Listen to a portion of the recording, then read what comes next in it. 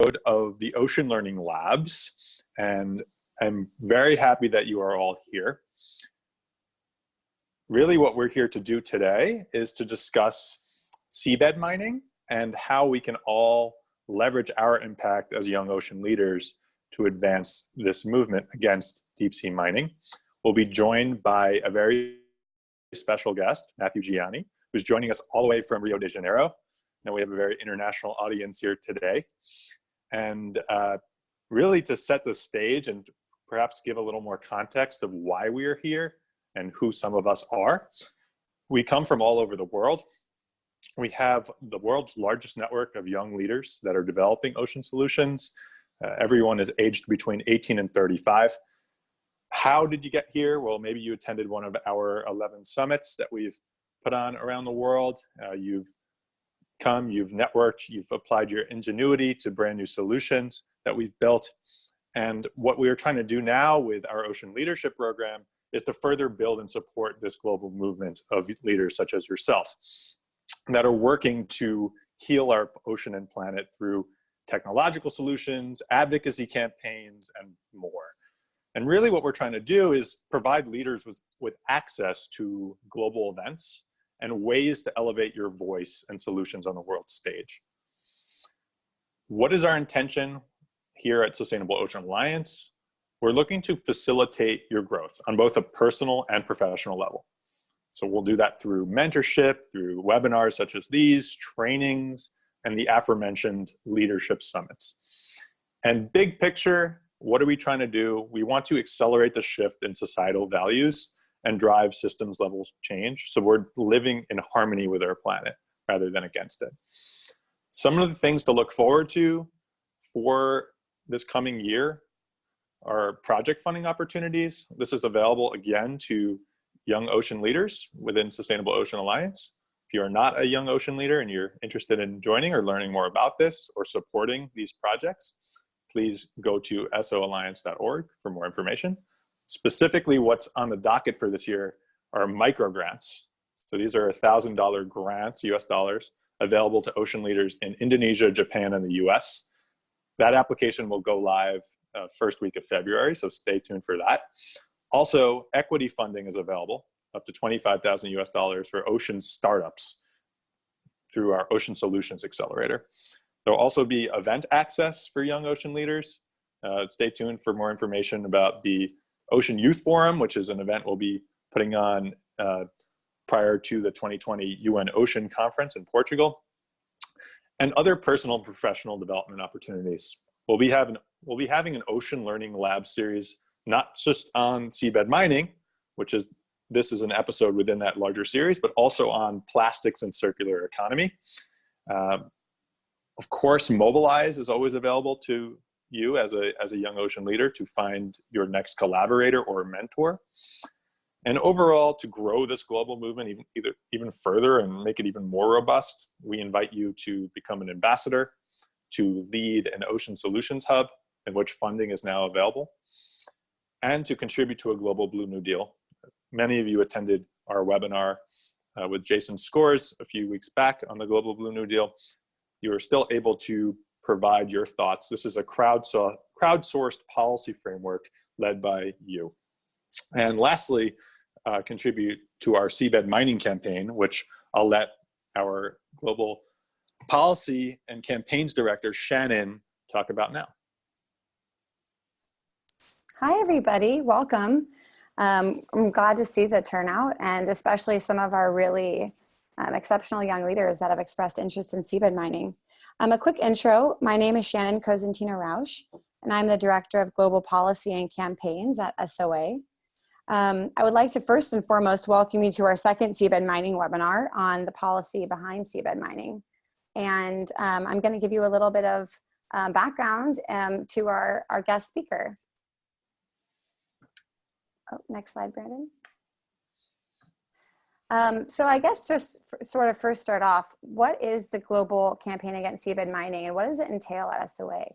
So the sort of big picture is that SOA is launching a global youth-led, youth-focused campaign against seabed mining that will entail various components. The first is this webinar series. This is the second, as I mentioned, of what we hope to be 5 or maybe more. And the real root of this webinar series is to get a base foundational level of education to our young leaders on this issue. What is seabed mining? What's the policy behind it? What are we trying to achieve?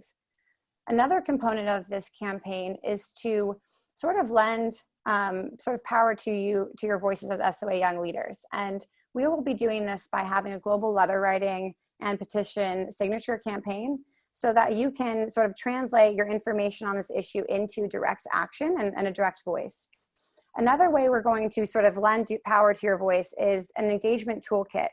And this concept is basically giving you a package of collateral materials so that you're empowered in your hubs as individual young leaders to lead local campaign efforts against seabed mining, including coordinated days of action, where we can see if across the globe, we can all work on this issue on similar days to really raise the profile, raise our voices together.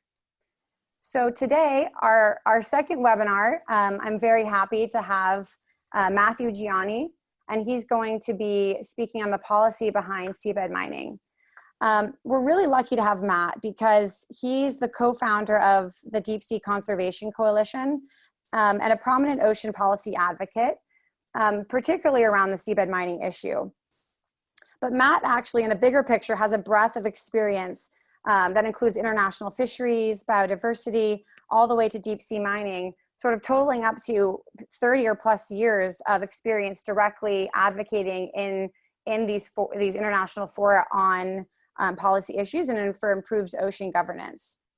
And a fun fact about Matt is he even started his career as a commercial fisherman. So I think this is a rare opportunity to hear from somebody who really understands these issues from the ground up. And so not just what it takes to change these issues from the high level, but what does it mean to change them from the ground up as well. The other thing I would like to really say about Matt is that he's been a really leader in sort of building this momentum against seabed mining. And so he is really such a font of knowledge about this issue, whether it's from the policy perspective, the economic perspective, the various players in the space. And so I'm confident that he's what we need to get us up to speed on the foundation of the policy behind seabed mining. So one housekeeping note, just before we launch into Matt, is that there is a little chat box in your Zoom. And I want to encourage you to type questions into the chat box as we go and as Matt presents, because I'm going to be fielding questions from there for our Q&A session that's going to directly follow Matt's presentation. So just as a friendly reminder and an encouragement. Now I've talked enough, Matt. I'm going to pass the mic to you, and welcome. We're very happy to have you.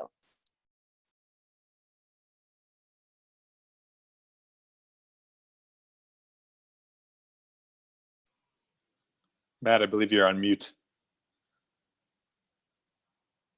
You're right. I was talking to myself. No, thanks, Shannon, for the introduction. Thanks, Brandon, and welcome all. I'm very happy to be part of this webinar and present on some thoughts and some experience on the deep sea bed mining issue. Let me share the screen. Let's see here. This should come up. Okay, there we go.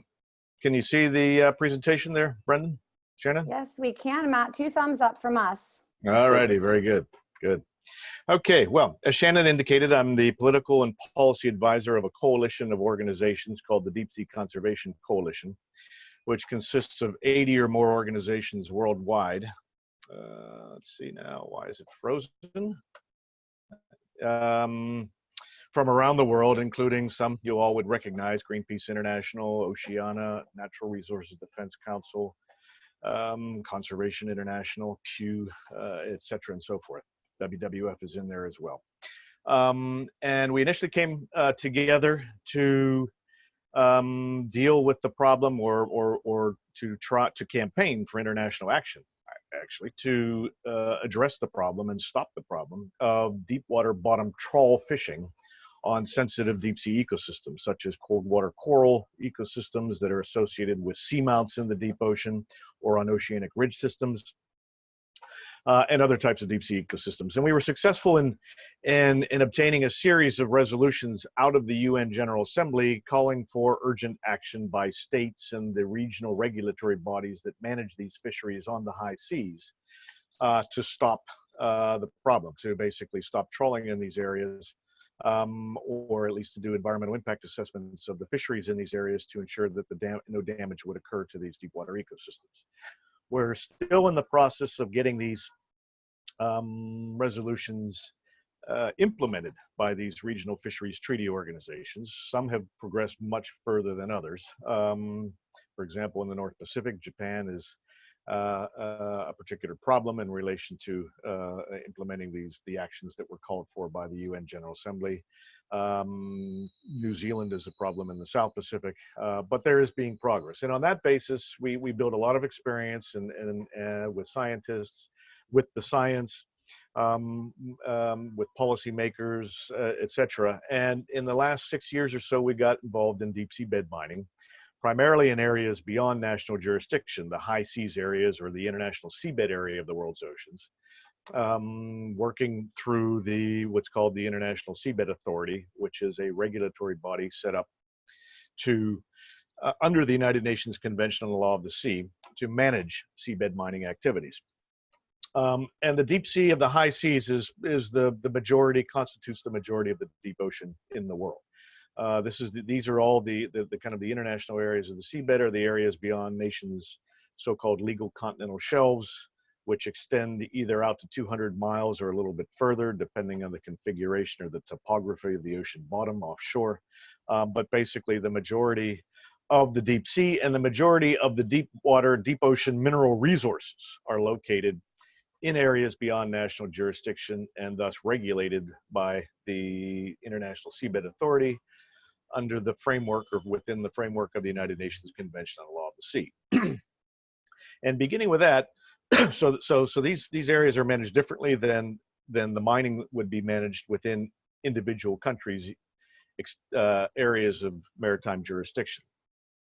But under the Law of the Sea Convention, countries, excuse me, are required to, or under an obligation to mine metals in the deep ocean within their areas of national jurisdiction, consistent with the rules, regulations, standards, etc., that have been established by the International Seabed Authority. So what is agreed for the international area of the world's oceans has a major bearing on how countries will or will not go ahead with mining within their own 200-mile limits or areas of national jurisdiction. So starting with the United Nations Convention on the Law of the Sea, it was negotiated in the 1970s. And Part 11 of that agreement contains all of the rules and regulations and obligations with respect to seabed mining in the international seabed area. And the Law of the Sea Convention defines the international seabed area as the common heritage of mankind, the exploration and exploitation of which shall be carried out for the benefit of mankind, or as we would say today, humankind as a whole. And this is an important principle to remember as we go through the rest of the presentation. Also in Part 11, although it sets out elaborate regulations and requirements and structures and rules and so forth for seabed mining, it does contain a key article or set of obligations, Article 145, which is the protection of the marine environment. And in that article, states and the International Seabed Authority are required to establish necessary measures to ensure the effective protection for the marine environment from harmful effects, that the International Seabed Authority shall adopt appropriate rules, regulations, and procedures for the prevention, reduction, and control of pollution and other hazards to the marine environment, the prevention of interference with the ecological balance of the marine environment, and finally, and very importantly, the prevention of damage to the flora and fauna of the marine environment. Now, this is pretty straightforward language in the Law of the Sea Convention. Even a layperson can understand this. That means basically they shouldn't be harming the marine environment, obviously.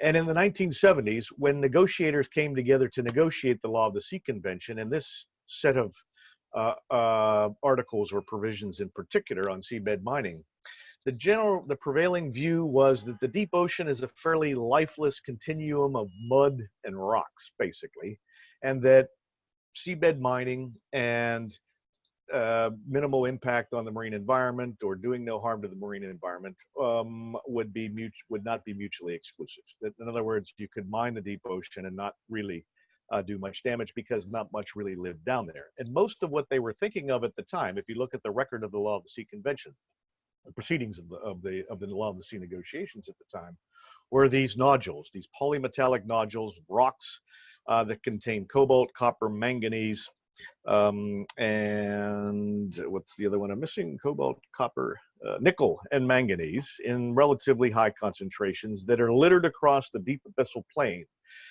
areas at about 4,000 to 6,000 meters depth, with the greatest concentration of these nodules that have been discovered so far in the eastern Pacific between Mexico and Hawaii in the international waters of the oceans, an area covering about 4.4 million square kilometers.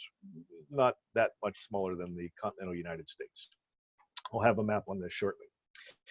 So fast forward to 2020, actually 2015 to 2020, and the International Seabed Authority got a slow start. The Law of the Sea Convention did not come into force until 1994. So the ISA had not been set up. The International Seabed Authority wasn't set up until then.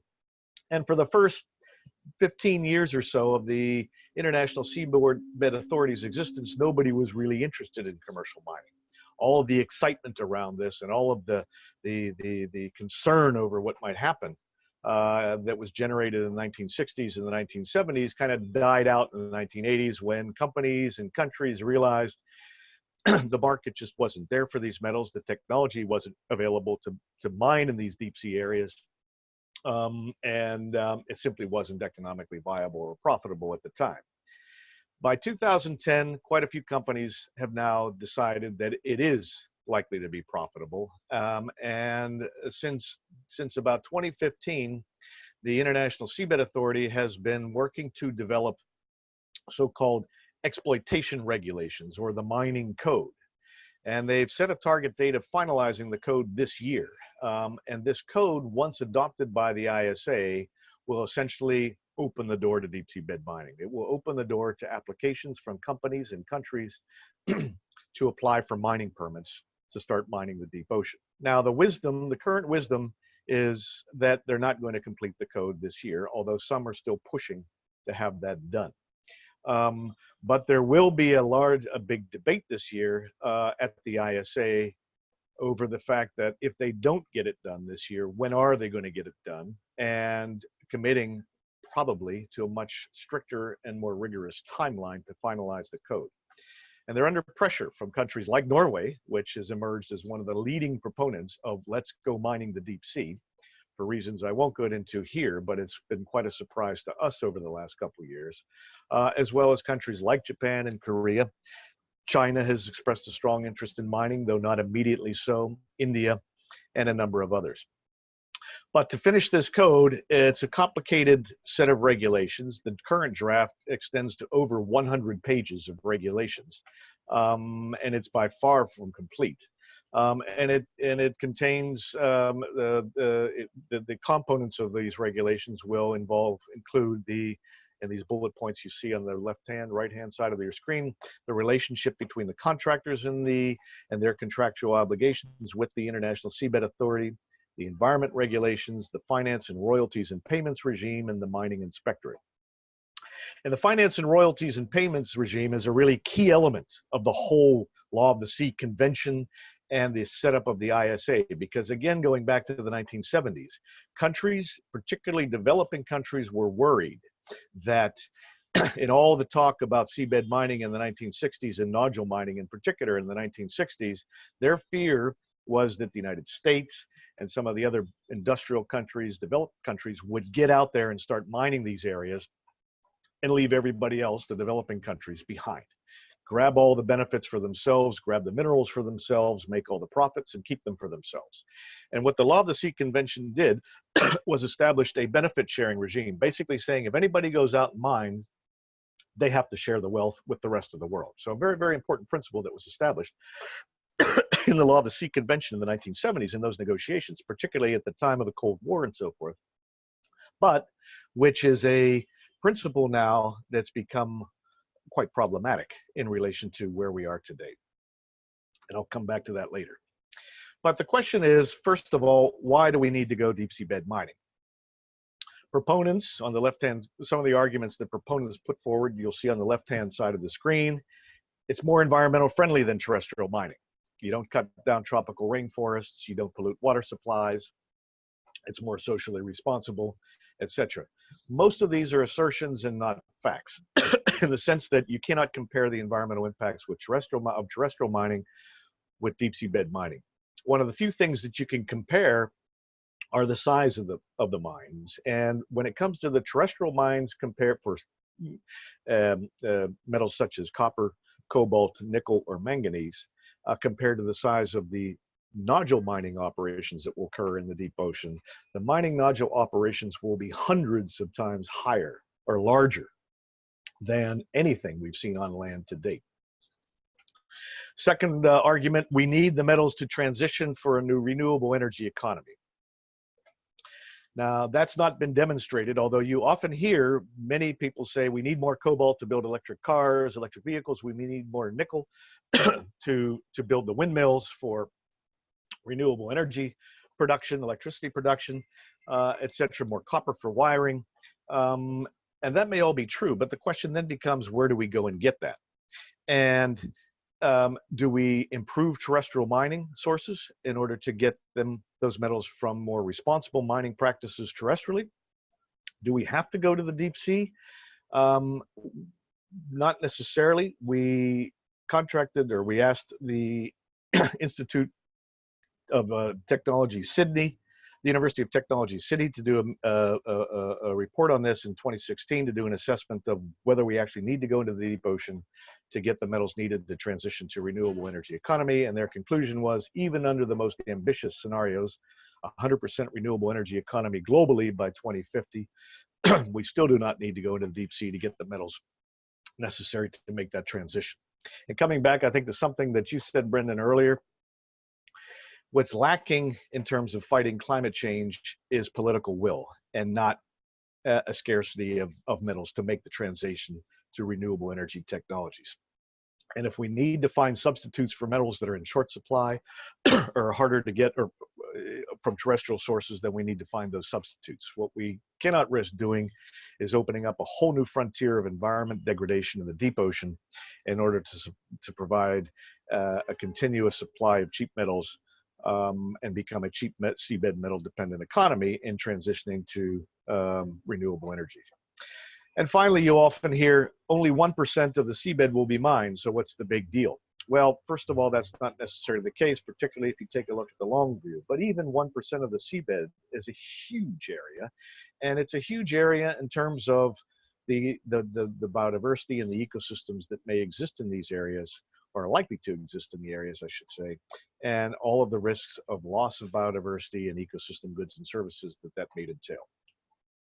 So you may have heard this from Diva Ama in the last webinar, but scientists have concluded that biodiversity loss from deep seabed mining, as it's currently envisioned, would be unavoidable, permanent on human timescales, and offsets are scientifically meaningless, that it's not possible to prevent that or offset the biodiversity loss, and these species and ecosystems will not recover anytime soon from the impacts of seabed mining, if ever.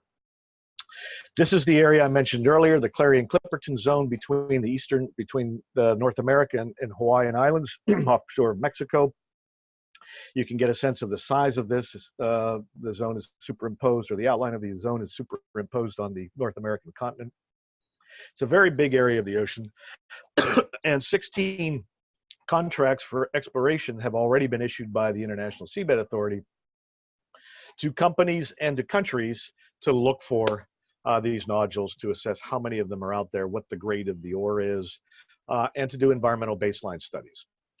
And you'll see on the bottom of the screen the countries that are the so-called sponsoring states, the countries that have to sponsor these claims on behalf of the companies or the government agencies that are interested in doing the exploration.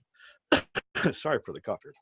These countries include Belgium, China, Cook Islands, France, Germany, Japan, Kiribati, Korea, Nauru, Russia, Singapore, Tonga, UK, and something called Interocean Metals, which is a kind of a joint conglomerate put together by Bulgaria, Cuba, Czech Republic, Poland, Russian Federation, and Slovakia.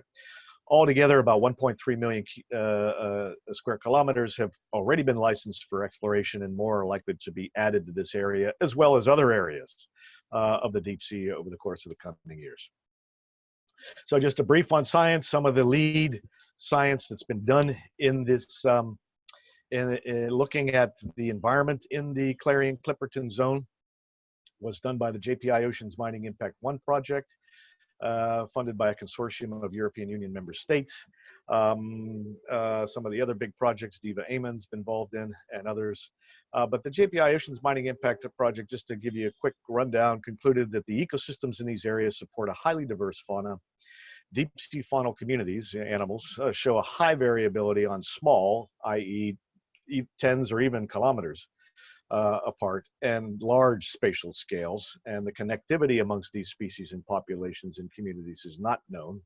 So if you take out one area, you might lose other areas of these species and communities because of the lack of spawning and larval flow to associated or adjacent communities. We don't know the temporal variations of faunal abundance, how this deep sea responds over large time scales. Number 4, the loss of seabed integrity by mining, including the removal of nodules, reduces population densities and ecosystem functions.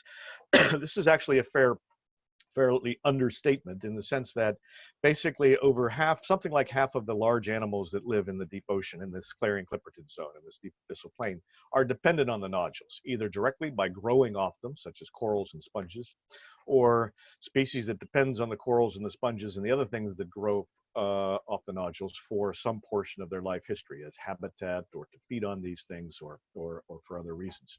And so if you remove the nodules, you basically lose this fauna. You destroy the fauna that's directly attached to the nodules, and you lose the species, the populations, the individuals that actually depend on those species and nodules. Disturbance impacts last for many decades, at least many decades. Some scientists are saying thousands, potentially tens of thousands or 100,000s of years for recovery. And sediment plumes will likely blanket the seafloor up to several tens of kilometers outside the mined area. And what this means when you scale that up to a 30-year mining operation is that a 30-year mining operation is estimated to impact, the estimates are that it would impact approximately 9,000 square kilometers, an area roughly the size of a third of Belgium. And that the plume flows would deposit sediments onto the seafloor orders of magnitude higher than the sediment deposition or sediment falls from the surface that the organisms that live on the seafloor have adapted to over many tens of thousands of kilometers more. So technically the impact of a single seabed mining operation could be something like 40,000 square kilometers, which I believe might be equivalent to the size of the state of Wyoming. I'm not sure. I've forgotten the kilometers to miles and how it compares to US states, but certainly it compares to something like the size of the country of Lebanon. And that's a single mining operation. The ISA conceivably could issue 5 or 10 or 15 licenses for mining concurrently within the CCZ, which would again raise the impacts very much higher. Just some pictures of some of the things that grow off these nodules and some of the species that depend on the things that grow off the nodules. In the central picture, you'll see an octopus, that a female octopus that wraps itself around the stalks of dead sponges that grow off the nodules. They cannot grow in the sediment adjacent to the nodules, and broods its young for quite a number of years. Nobody knows exactly how many, and is one of the so-called nodule obligate species, a species that's dependent on the nodules to provide the species that in turn provide the habitat for the octopus.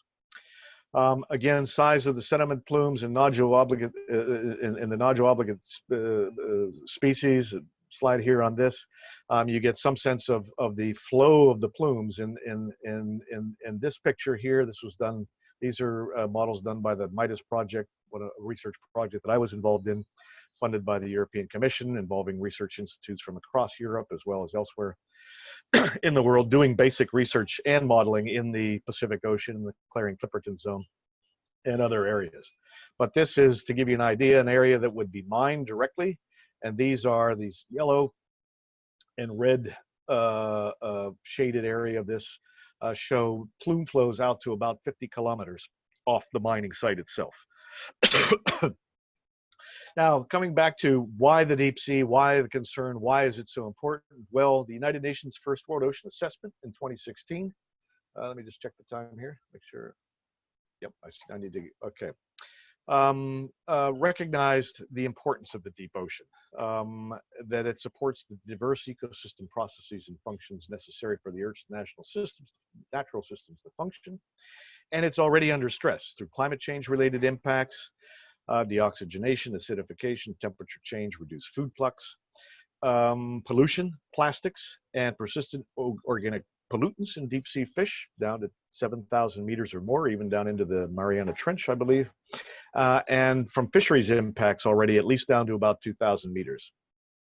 So coming back to the ISA regulations, if the biodiversity loss is inevitable, then the questions we need to ask are, how much biodiversity loss will the ISA regulations allow or permit, and why?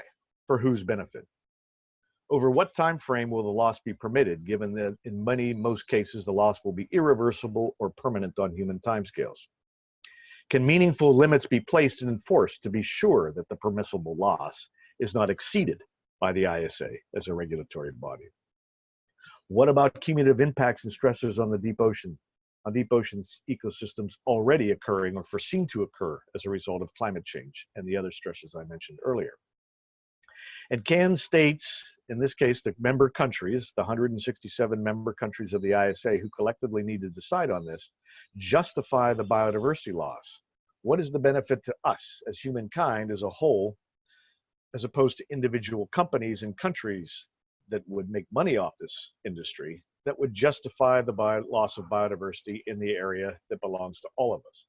Especially in light, more recently now in 2019, I don't know why I have 2020 here, of the IPBES BES report, the Intergovernmental Platform on Science, I should know this actually, on biodiversity and ecosystem sciences, I believe, that indicated that up to 1 million species are at risk of extinction over the next several decades. Why should we open up a whole new frontier of biodiversity loss on the planet when we're already facing a biodiversity crisis today elsewhere in our world? In addition to those, and unfortunately, I have to say, we ask these questions. We have observer status at the International Seabed Authority. I raise these points and interventions on a regular basis for the last 2 or 3 years, and in side events that we hold at the ISA for the benefit of delegations to get our views across. And yet these issues have not yet been specifically or explicitly addressed in the 6 years now of negotiations that have been underway to develop the exploitation regulations. It's really an area of real concern. They're kind of trying to push this issue of biodiversity loss under the rug. But in addition to the regulations themselves, there are structural and political problems with the International Seabed Authority. First of all, there's a lack of transparency. And while I won't go into all the details, one of the ones that irks a lot of us is the fact that the ISA issues contracts to mining companies for exploring nodules, and they will do the same for mining these nodules.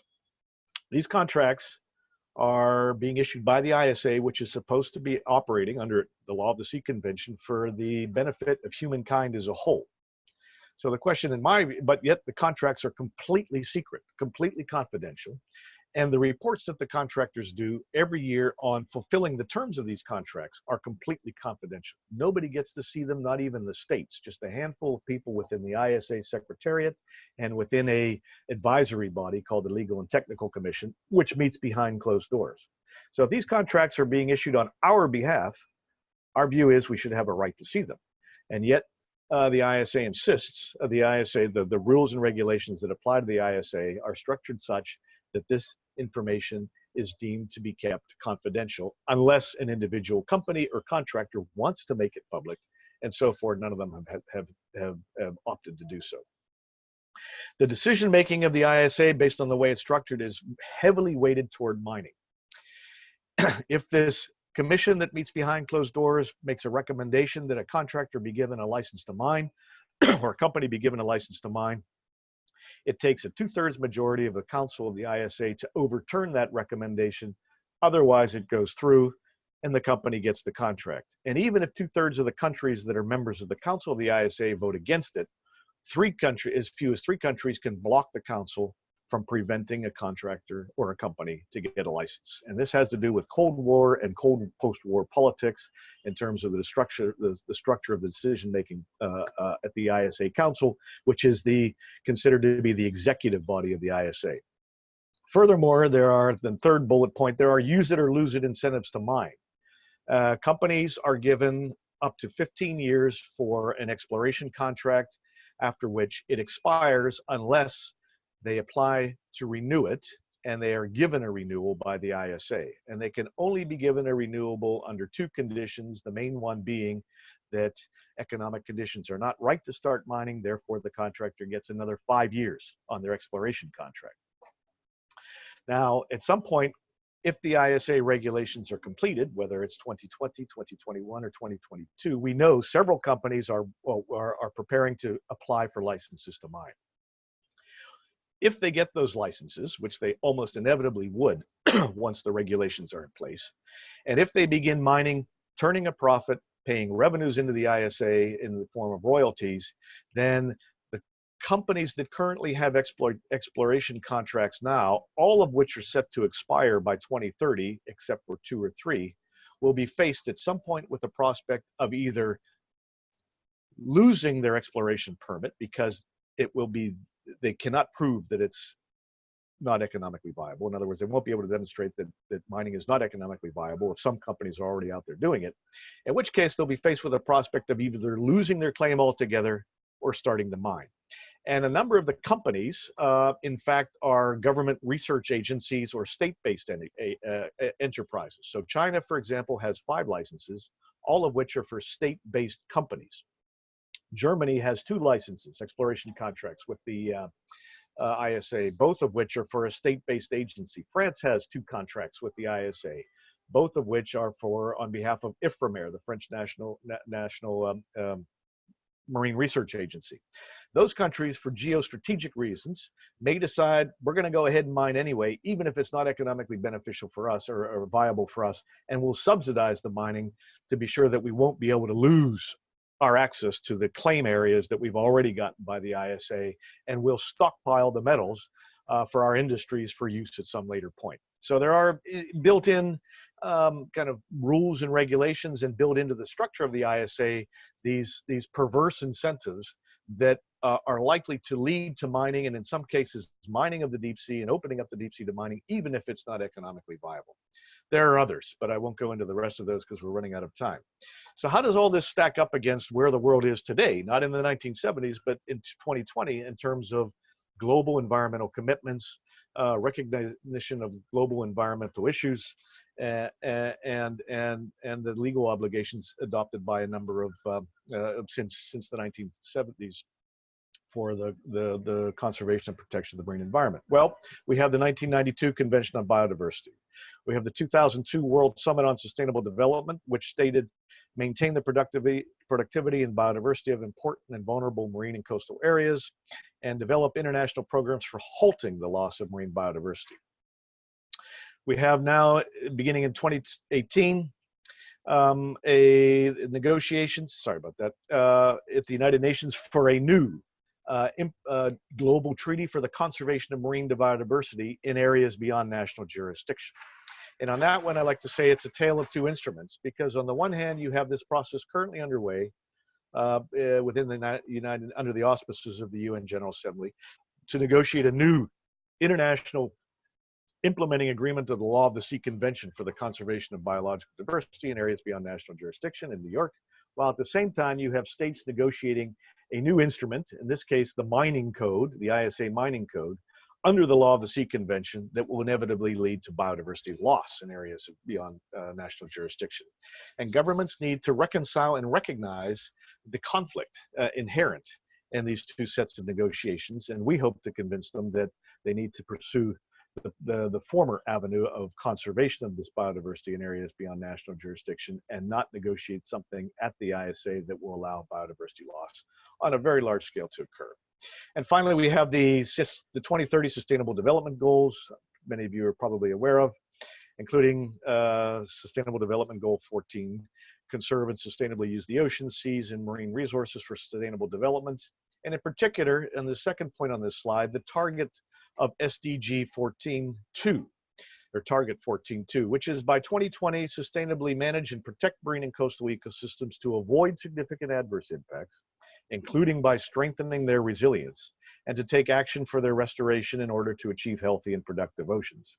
And our view, based on the science and the technology involved in seabed mining to date, is that seabed mining, deep ocean mining, will cause significant adverse impacts to deep water marine, significant adverse impacts to deep water marine ecosystems.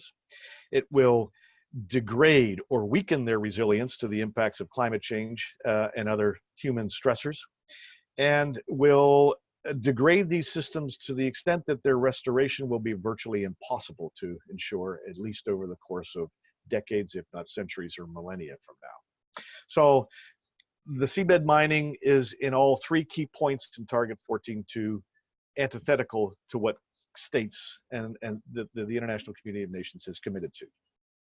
So just to finalize the presentation with some thoughts. This is one of my favorite quotes. It comes from a paper published by John Elroy in Science in 2001 on the end Pleistocene megafaunal mass extinction, i.e. that occurred between 10,000 and 50,000 years ago with the spread of Homo sapien hunter-gatherers across the whole of across all continents, which he characterized as a geologically instantaneous ecological catastrophe that was too gradual to be perceived by the people who unleashed it, our ancestors. They just didn't see it coming.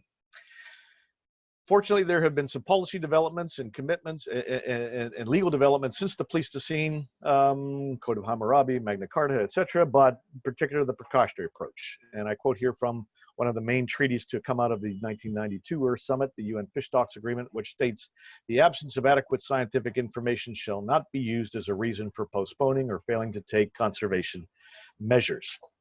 In other words, ignorance is no longer excuse under international law, and the collectivism of the international communities in terms of the global commons. At a minimum, until risks are understood, we should not permit the activity, deep sea bed mining activities.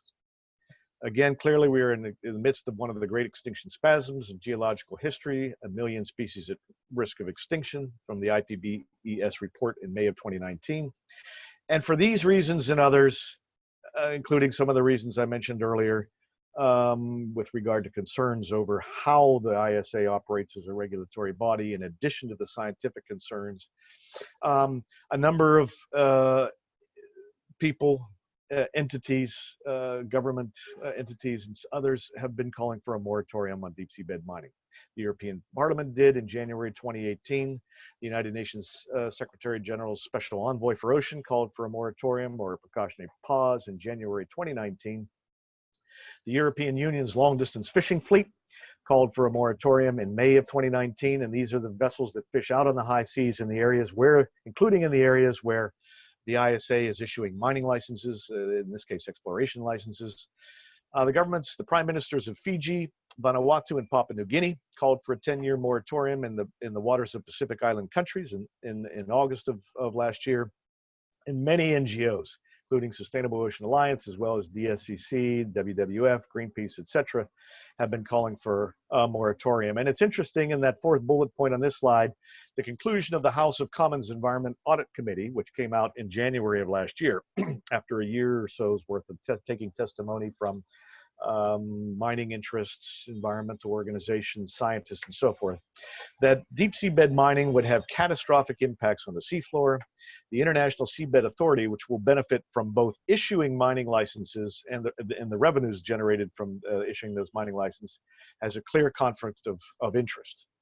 And I would add to this, they also concluded the case has not been made that the world needs to go into the deep sea to get the metals necessary for the renewable energy economy.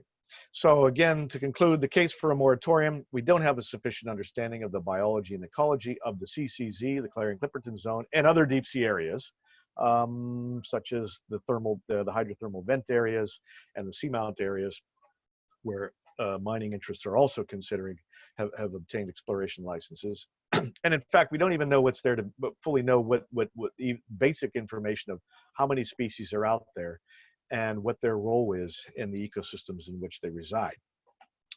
And in fact, talking with scientists, if the mining were to begin in the next 20 years or so, we would risk losing species in the Clarion-Clipperton Zone that we haven't yet discovered. In other words, we won't know what's lost before it's gone.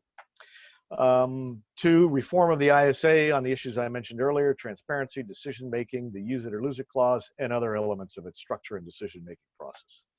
3, whatever would be agreed in terms of whether to go or not to go deep sea bed mining needs to be based on determining whether it's necessary for the benefit of humankind as a whole and not the few, prevents that it can be done, that if mining were to occur, it can be done while preventing ecosystem degradation and biodiversity loss, and to ensure that circular economy approach and use of metals in responsible terrestrial mining are fully explored, and measures done to implement these before we start going into the deep sea and opening up a whole new area of industrial mining and extractive activities. And that there is a global consensus, such as, or at least something approaching a public kind of agreement or license to mine from the public at large, to the extent that that's possible, given, again, the established principle in the law of the sea that the mining is to be done for the benefit of humankind as a whole. We need to weigh in on this as humankind as a whole. And I won't go through these final slides other than to say that there was a consultation by the European Commission about 6 years ago on what people thought about deep sea bed mining. A lot of different responses, a lot of responses from different entities, organizations, and so forth. But some of the individual responses that came through in that consultation, I think, give some sense of where the public is going on this. And these are verbatim these bullets are verbatim responses from a number of anonymized individuals that said things like, "I ask you not to engage in such practices that will destroy many crucial habitats and irreversibly affect everything that's living in the ocean. Don't allow deep sea bed mining in our precious oceans. Please protect our oceans from deep sea bed mining. The destruction and devastation man inflicts on this planet must end.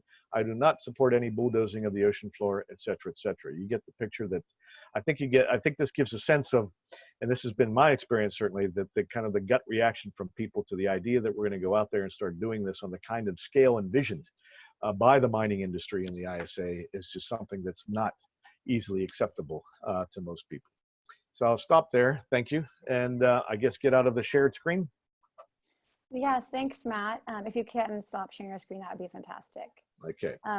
This was wonderful, and I think you can see that by the extent of questions we have, actually, which are all independently very good. So one thing I'm going to ask you, maybe I can share some of these questions with you after the webinar, Matt, and if you have some time to even bullet some answers, I can share them on Mobilize, so that if I can't get to, I will not be able to get to a lot of these questions, but they're very good.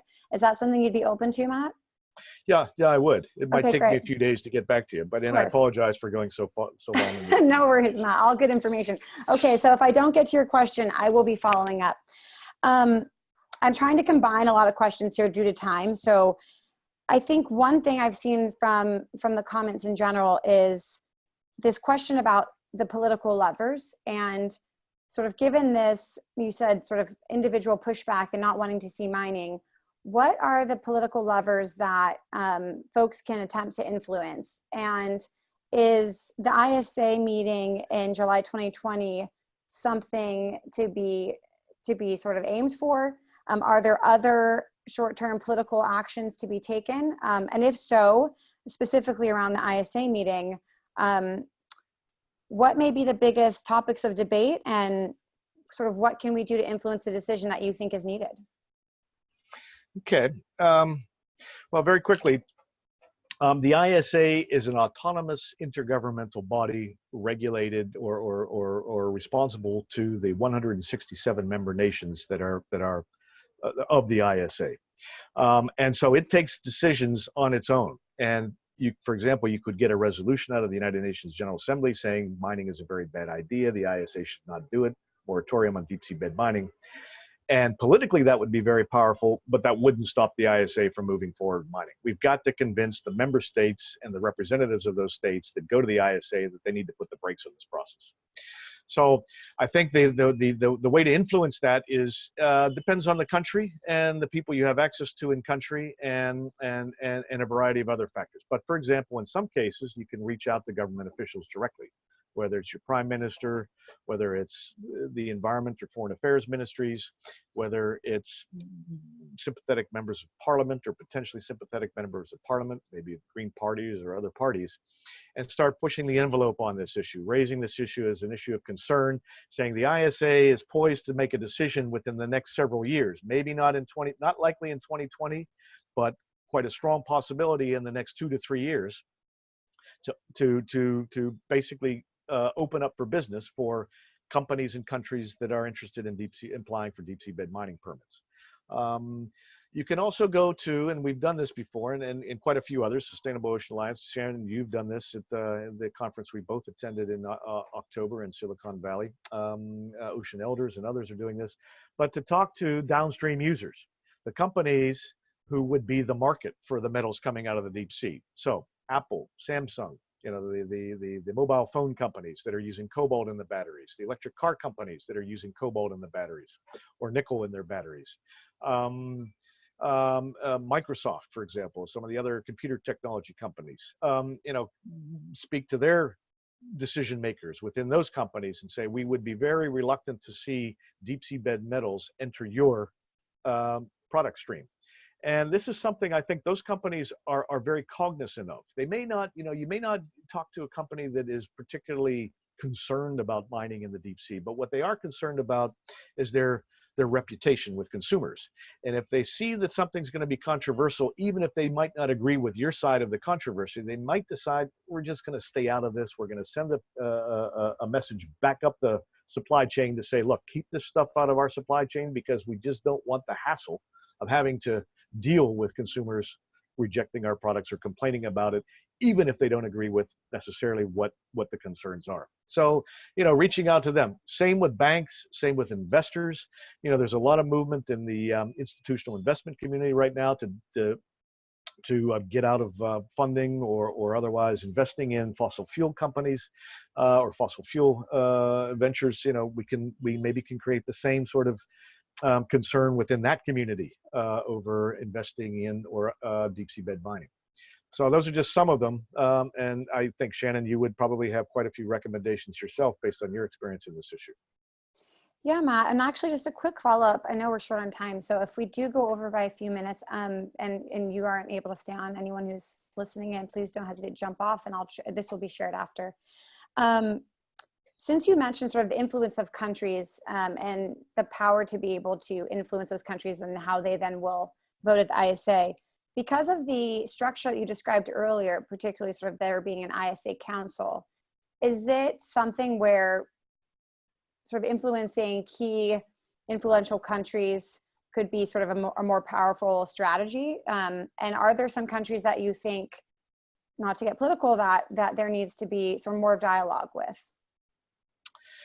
Yeah, I would say yes to both. I mean, coming back to your initial question, the July meeting of the ISA this year, there will be, I'm almost certain, though I can't be 100% certain, there will be a major debate about when they're going to finish the regulations, adopt the regulations, if they don't adopt them this year. And our fingers are crossed, and the word on the grapevine is that, grapevine on the vine actually, is that they won't finish this year. So, but there will be a debate. So what we hope to see is that at least a number of countries will say, you know, now that we're engaged in this debate, even though we agreed as the Assembly of the ISA in 2017 to set a target date of 2020 to complete the negotiations, maybe we need to reconsider whether we need to set any sort of target date to complete the negotiations until we have all of the information we need to make informed, sensible decisions about whether and how this activity can be managed. And that might take another 10 years. So we need countries to be saying statements like that, to express concern, to raise the issues, to say we can't rush into this. Some of those countries would be the South Pacific Island nations. We already have Fiji, Papua New Guinea, and Papua New Guinea is, of course, well, I won't go to Papua New Guinea, but Papua New Guinea has already had a bad experience with deep seabed mining within its national waters. And Vanuatu come out on deep seabed mining. We know there's a debate in a number of the other countries, such as Cook Islands and Kiribati. European countries, particularly the countries that sit on the council, such as France and Germany and Belgium. Well, Belgium's not on right now, but they're very much a part of the debate. And the UK. There are now debates in those countries, but we need to up the debate with the government, in the public sphere, and amongst any of the other influencers we can in those countries, to try to get some of those countries to come out and say, you know, we really should put the brakes on this process. Some of the other countries, well, the reality is, of the 167 member countries of the ISA, the supreme body of the ISA, the supreme governing body of the ISA, which is the Assembly, which meets in July every year, only about half show up to the ISA meetings, the Assembly meetings. And that half that don't show up are more likely to be conservation oriented than not, simply because they don't have any stake in the game. They're not interested in any sort of financial benefits to be derived from deep seabed mining.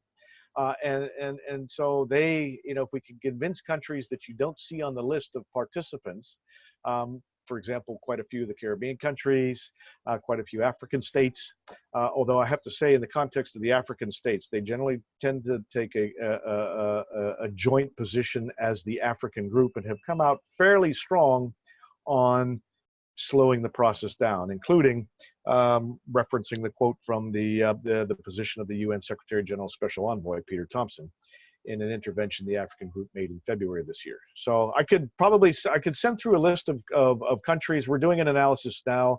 We'll be sharing it with Sustainable Ocean Alliance, as well as with other member organizations and other member organizations of the Deep Sea Conservation Coalition and others. And once we finalize those lists and those potential targets, I'll certainly pass them on to you, Shannon, for your colleagues and folks on the call. Fantastic. And we have some listeners that are from these countries that you've mentioned, or from the blocks like the AU, that are really excited to sort of see this list. So I'll make sure to share it. I guess a final question, and just to wrap it up, because it's over time, but this is a question that I've heard from our young leaders a lot, and I want to make sure we get your time on it. This distinction between sort of international waters and national waters, and sort of mining, seabed mining that could occur in either. Is there a distinction in how they're regulated? So for example, the ISA regulations, will they affect the national waters of countries? And also, could it be a strategy where if you're directly engaging with certain country-based leaders, to get them both in support of slowing down seabed mining in the international space, but also committing to no seabed mining in their national waters? And could that be a sort of effective strategy? Yeah, your latter point, absolutely. And this is in fact what our member organizations in Portugal have done. They're putting pressure on the Portuguese government to not only not allow or start licensing areas for seabed mining deep seabed mining within their national waters, which the Portuguese government has moved to do in the past, but is now stepping back from, but also to take a much firmer, stronger position with respect to international waters. There's nothing in the Law of the Sea Convention that would prevent a country from the international community of nations, let's put it that way, from stopping a country from mining in its own waters, even if it didn't have regulations consistent with, or at least equivalent to, those established by the ISA. But if the international community of nations decides to put a pause on the seabed mining, or a moratorium on seabed mining in international waters, that's going to send a very powerful signal to most countries that it's probably not a good idea to do the same thing in their national waters. That won't necessarily prevent all of them from doing that, but it may act as a strong disincentive for many countries to refuse to allow that to occur within their own national waters. Okay, great, Matt. That was a very pointed, specific answer, and I think that's what our young leaders were looking for. Especially the point on the political signaling, which I think there's a distinction to be made, right, between the sort of legal enforcement of something and also just acting as sort of setting the tone for the international political community. Yeah. I'm going to do a quick wrap up, just because I want to respect everyone's time, and I know people carved out time to join us today. Matt, you've been super I can't thank you enough for doing this for our community. And I'm definitely going to follow up with you on these questions, and it'd be great if we can get some answers. Of course, I know you're very busy, so, in due time, and get them up on Mobilize. So young leaders, if I didn't get your question, they're very good, and I will try and get you answers via Mobilize. I guess the last thing I really wanted to touch base on was, especially for the SOA community, this global campaign against seabed mining. So what can you do? How can you contribute? I know that you're feeling very passionate after these webinars, and so I want to give you some next steps, some action items. One, we will be continuing our webinar series in February 2020. There'll be more details to be shared soon, but we have some very awesome speakers lined up, especially one from our own SOA Young Leader community. Also in February and March 2020, look out for campaign activities on Mobilize. Like I mentioned, the engagement toolkit. We are sort of in draft phase of our social media collateral and our infographic collateral. So we're going to be getting tools for you to then use and share with your own communities. And lastly, if you're interested in being more involved, please don't hesitate to send me an email. It's on the screen. And if nothing else, I can make sure that you are tapped into these webinars. You're the first to know when I'm getting some of these collateral items pushed out. And I'm more than happy to try and jump on calls and answer any questions for you.